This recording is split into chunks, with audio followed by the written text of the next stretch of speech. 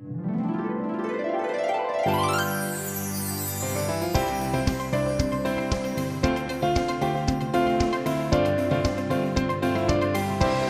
sabak.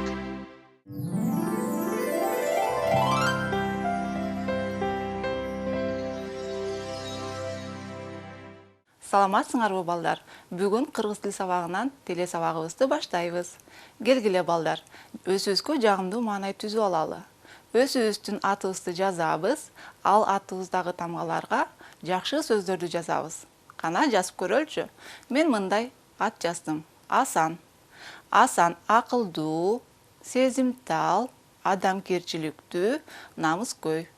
Кана силер дагы ошондой сөздөрдү жазып көргүлөчү. Азаматсыңар балдар. Эми балдар, өтүлгөн теманы кайталап жана үй тапшырмасын текшерип алалы. Өткөндө биз сүйлөм жана сүйлөмдүн түрлөрүн өткөнбүз. Демек, сүйлөм деп эмнени айтабыз? Кана эстеп көрөлчү. Сүйлөм бул бүткөн бир ойду билдирген сөз же бир нече сөздөрдүн айкалышы сүйлөм болот экен. Мисалы, бак дарактар бүчүр байлады.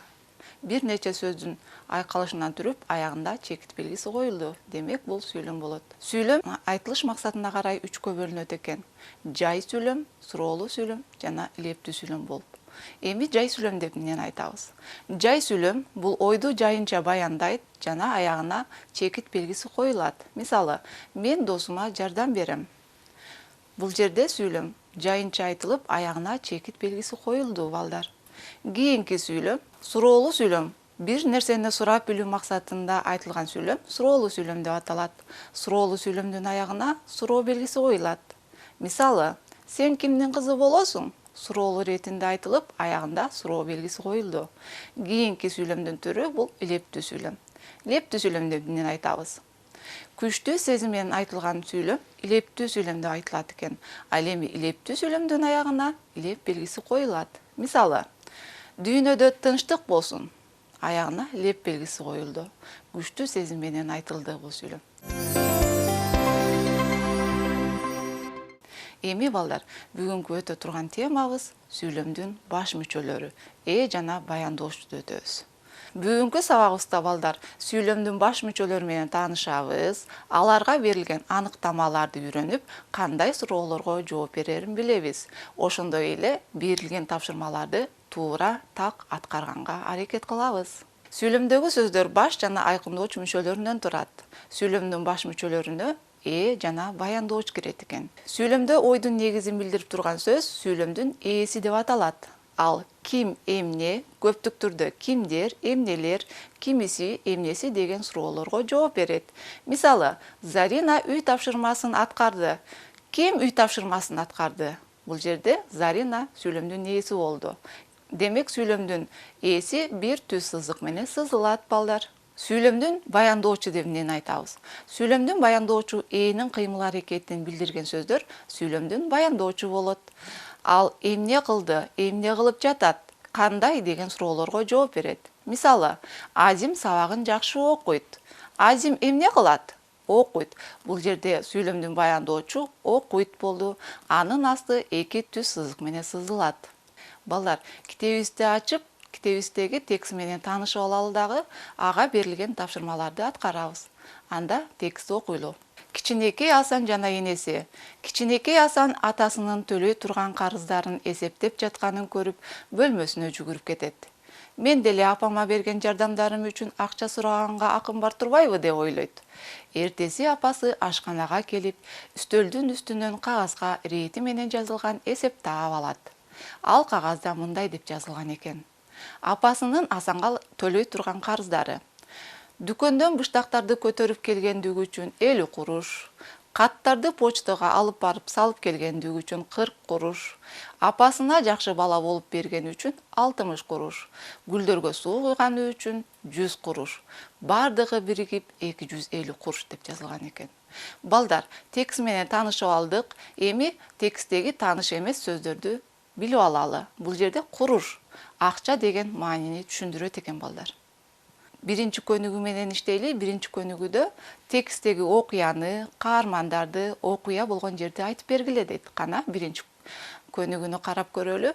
Демек, бул жерде каармандар Асандын Асан, Асандын апасы жана атасы. Ал эми окуя эмне жөнүндө болду балдар? Окуя Асандын апасына берген жардамы үчүн акы суроо жөнүндө болду. Ал эми окуя кайсы жерде болду балдар? Туура айтасыңар. Окуя бул Асандын үйүндө болду. Ал эми окуя кайсы мезгилде болду деп ойлойсуңар? Ооба, окуя бул жай мезгилинде болду. Экинчи көнүгүү менен иштейбиз балдар. Бул көнүгүүдө текстеги сүйлөмдөрдүн негизги маанисин туюндурган жана көмөкчү сөздөрдү табабыз. Үлгүдө негизги сөздөр жана көмөкчү сөздөр деп турат. Эми көмөкчү сөздөргө менен баяндоочу сөздөрдү жазат экенбиз дагы. Ал эми көмөкчү же жардамчы сөздөргө менен баяндоочту бышыктап, толуктап, аныктап турган сөздөрдү жазабыз. Анда мындай мисал келтирейин. Бул тексттен алып көрөлү. Асан. Ким? Асан сүйлөмдүн эси болду. Жүгүрүп кетет. Асан эмне кылат? Жүгүрүп кетет. Бул жерде жүгүрүп кетет баяндооч болду. Демек, Асан менен жүгүрүп кетет негизги сөздөргө кирет. Ал эми кичинекей, бөлмөсүнө жана башка сөздөр болсо көмөкчү сөздөргө кетет. Андан аркысын өзүңөр улап жазып койгула балдар. Эми үчүнчү көнүгүүгө өтөлү. Үчүнчү көнүгүүдө мындай тапшырма берилген экен. Тексттен бир сөздү алып, алгач бир сөз кошуп, аны андан ары улап отуруп, 7 сөзгө чейин жазабыз дагы, андан бир сүйлөм жазат экенбиз. Кана анда үлгүдө эне деген сөз берилген экен. Карап көрөлүчү. Биринчи эне бир сөздөн турду. Андан кийин энени урматта 2 сөздөн турган сүйлөм болду. Үчүнчү энени дайыма урматта 3 сөздөн турган сүйлөм болду. Төртүнчү энени сыйла дайыма урматта 4 сөздөн турган сүйлөм болду. Энени дайыма урматтап сыйлап тур 5 сөздөн турган сүйлөм болду. Энени угуп сыйлап дайыма алпештеп жүр 6 сөздөн турган сүйлөм болду. Ал эми акыркысы болсо сүйүктүү энени күн сайын айтканын угуп сыйлайлы 7 сөздөн турган сүйлөм болду. Балдар, силер дагы апаңарды сыйлап урматтайсыңарбы? Азаматсыңар. Анда 118 беттеги 3-чү көнүгүүнү карайлы. Ал жерде мындай деген тапшырма берилген экен. Сөздөн сөз жаратып, сүйлөмдөрдү түзгүлө, сүйлөмдөрдүн ээсин тапкыла дейт балдар. Кана бул жерде рахмат деген сөз берилген экен.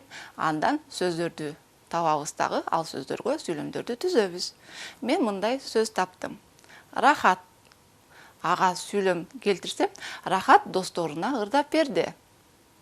Демек, рахат деген сөзгө сүйлөм түздүм. Эми мунун ээсин табалы. Ким досторуна ырдап берди? Рахат. Демек, бул жерде сүйлөмдүн ээси рахат болот экен. Эми силер дагы ушундай кылып сөз таап, андан сүйлөмдөрдү жазып көргүлө.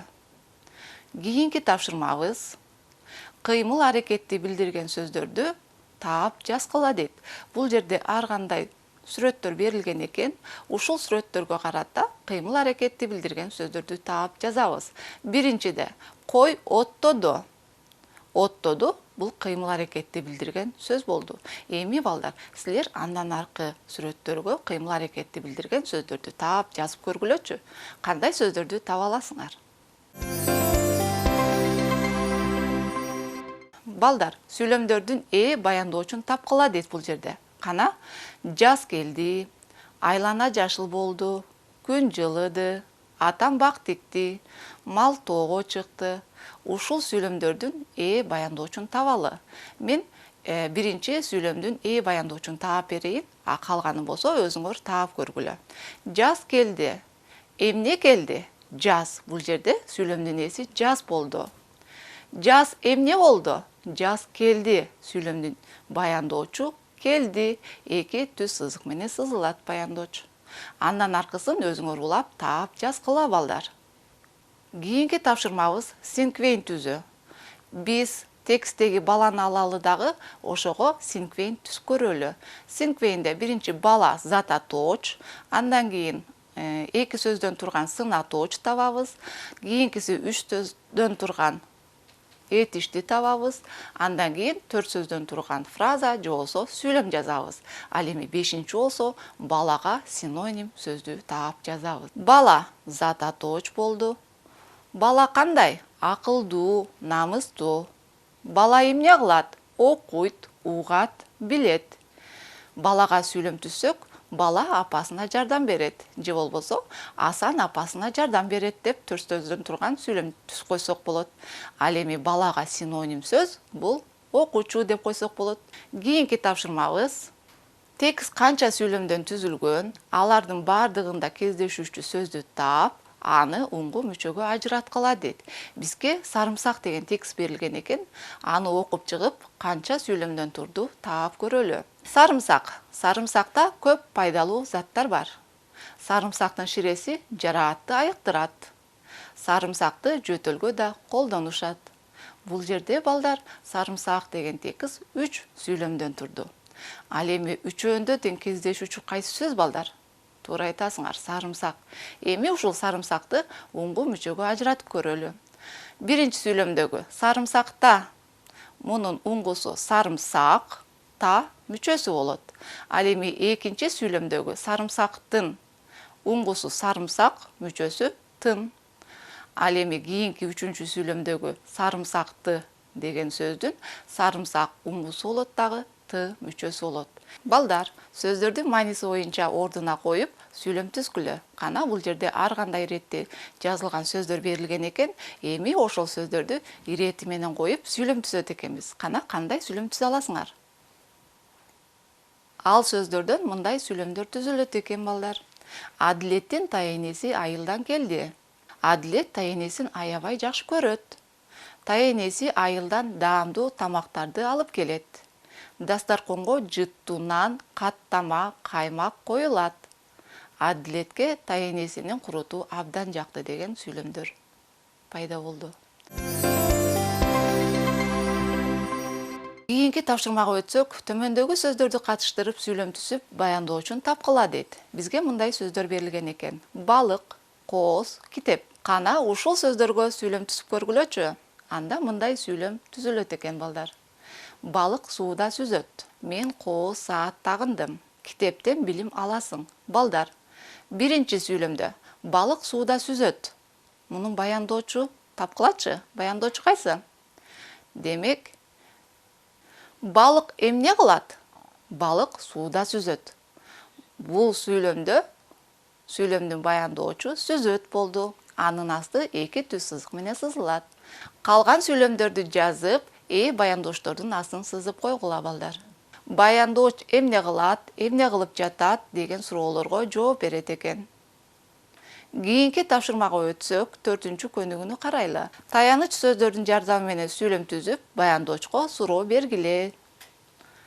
Бул жерде таяныч сөздөр бар экен. Ата-эне, акча, жумуш, жардам берүү, урматтоо, багамын. Келгиле балдар, ушул таяныч сөздөр менен сүйлөм түзүп көрөлү.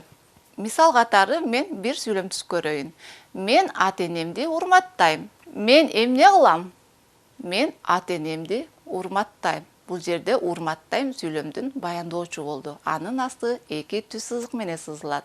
Ким ата-энесин урматтайт? Мен. Бул жердеги сүйлөмдүн ээси мен. Анын асты бир түз сызык менен сызылат балдар. Эми балдар, бүгүнкү өтүлгөн теманы бышыктоо иретинде теске көңүлүңөрдү бурайын. Биринчи суроо. Сүйлөмдүн баш мүчөлөрү кайсылар?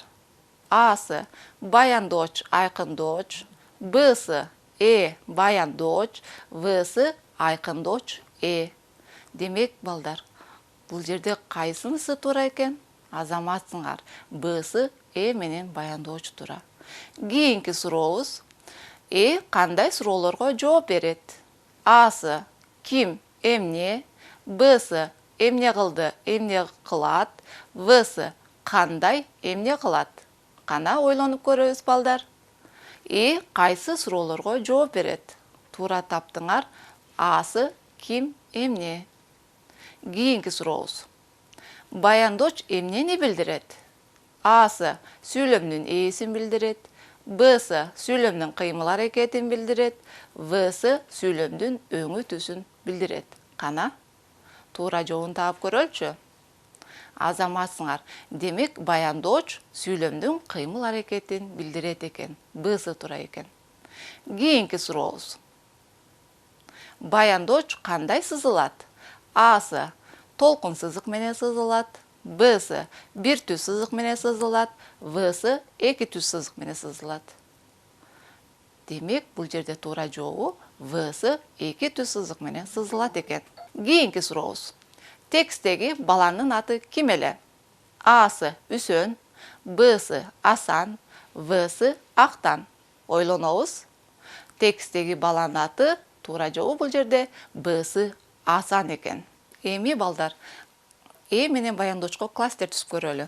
Эге ким эмне деген суроолорго жооп берет, bir түз сызык менен сызылат, сүйлөмдөгү ойду негизин билдирген сөздөр болот экен. Ал эми баяндоочко класстер түзсөк, эмне кылды, эмне кылып жатат деген суроолорго жооп берет экен. Эки түз сызык менен сызылат, ошондой эле энин кыймыл аракетин билдирген сөздөр болот экен. Балдар, бүгүнкү сабагыбызда сүйлөмдүн баш мүчөлөрү менен баяндооч жөнүндө түшүнүк алдык, менен баяндоочко суроо бергенди үйрөндүк, тапшырмаларды туура так аткардык. Үйгө тапшырма. Оюм менен каалаган жерге барам деген темада эссе жазып, ал эсседе менен баяндоочту таап, астын сызып коебуз. Кийинки сабактарда көрүшкөнгө чейин сак саламатта калгыла.